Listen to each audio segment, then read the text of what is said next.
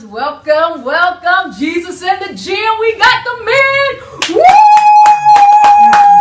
These brothers was brave and bold up in here, okay? Got an all-men panel, y'all. We gonna talk today. Title of this one, What I Wish I Knew Before I Got Married. Male perspective.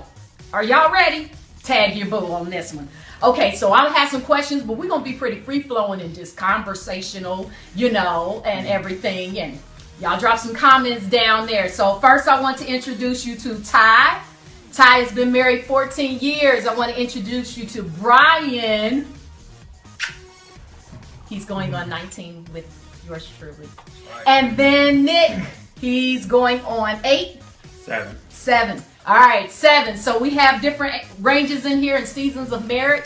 And let's get started. So gave the men some questions and want to see how they answered these questions. All right, so we're going to start with Nick. Nick, can you tell us 2 things you wish you knew before getting married? My top one would be upfront. I learned that one quick, fast, in a hurry. Just lesson learned. And my second one would be to meet her needs. Can you say a little bit more about meeting her needs? What do you mean? Just knowing what's going on. A lot, as men, we're just, we got a mission and we're trying to get it done. And all of a sudden things pile up and you're like, and it might blow up. It might blow up and you don't realize it's blowing up, or it might not be to a level. You don't think it's to a level to blow up, but it actually is. And then when it does, you're like, my wife, she might have been telling me, hey, I need you to get that piece of paper off the floor or trash taken out at this point in time instead of waiting until late in the evening. Little small things like that. All right. Thank you. How about you, Brian? What would you say? Yeah, I think probably the number one thing was not feeling like I lost myself, like I lost who I was. That's good. Sometimes you feel like when you get married, let's just use the chick flick, for example. I don't enjoy chick flicks, and it's okay. So I had to kind of turn and think about it a little bit differently, that it was something that I could enjoy with my wife and still be okay with, this is not something that I enjoy. Yeah. So instead of being irritated by having to go do certain things or feeling fake about it, right. Just acknowledging the fact that I don't enjoy those things, but I can turn it and then celebrate with my wife and say, because it's something she wanted to do, it's okay, and then I could enjoy that moment. So that's probably one of the top things. All right, I like that. Go ahead. Secretly, I enjoy them. All right, you just got some points for that one. Yeah. Cool. Yeah.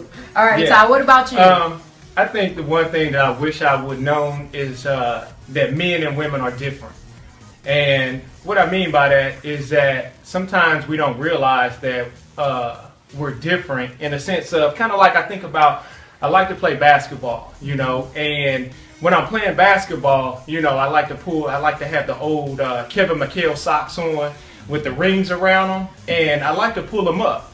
So, and then I like to wear the t-shirt where I cut the arms off. Mm-hmm. Well, to my wife, that is a little weird, but, and it's okay because we're different. It's not weird to the point where it causes you a divorce.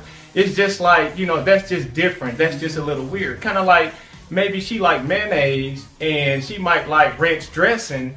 And I think I don't like those type of things, and it's different. And she's different in that way. But one of the things that I had to understand is that we're different. But not only are we different, it's okay. Yeah, it's okay. I like the way you said that, because sometimes people think different means bad, and it doesn't. Different only means different. Right. And as you mature in marriage, that's a good point. You learn to celebrate differences, and you don't look at them as weaknesses or criticism. That's how one of the ways you really know you're maturing in marriage is because you start to celebrate the actual things that complement you, because they are so different. They like balance you and fill in the gaps, and you start looking at it as, man, they fill a void in and meet this provision and this need. Whereas before you may have looked at it as a deficit. So thank y'all. Did anybody else have anything to add before I move on? Go ahead. I think the biggest challenge for me is that she was okay with me liking my socks a certain way or my arms cut off. It was a little weird, but she was still like okay with it. Yeah. But for me, it took a long time for me to be okay with some of her differences, which were actually strengths to me.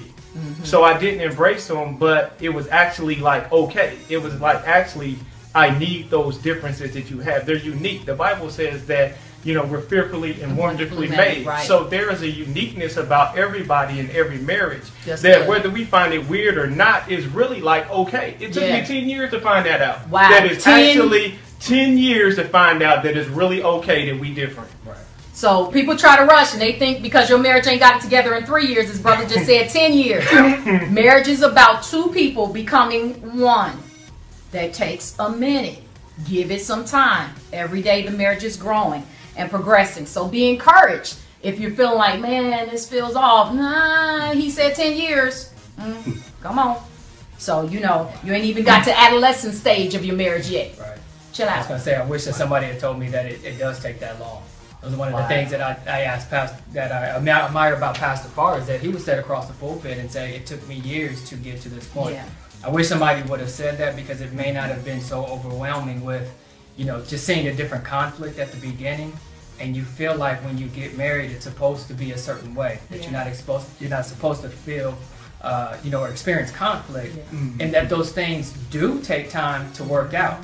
And so when you don't remedy something immediately, it gets overwhelming. Yeah. And just having the knowledge of knowing that it takes time to work things through, and then it's okay that you don't resolve a particular issue today. Or in the first month, or in the first year, or in the first 3 years of marriage, and then you learn, some things that I tripped on in year one don't matter. And so I wish that just somebody would have said, hey, certain things you're going to see, they're really just not going to matter. Yep. Wow, that's good. That's good. You think things are so important in the moment. Remember I talked about a fleeting moment. Things are so important, but in the long run, sometimes you forget what the biggest arguments were over. Right. So let me ask you one more question. Just give me one misconception you had about marriage. We'll start with you, Brian.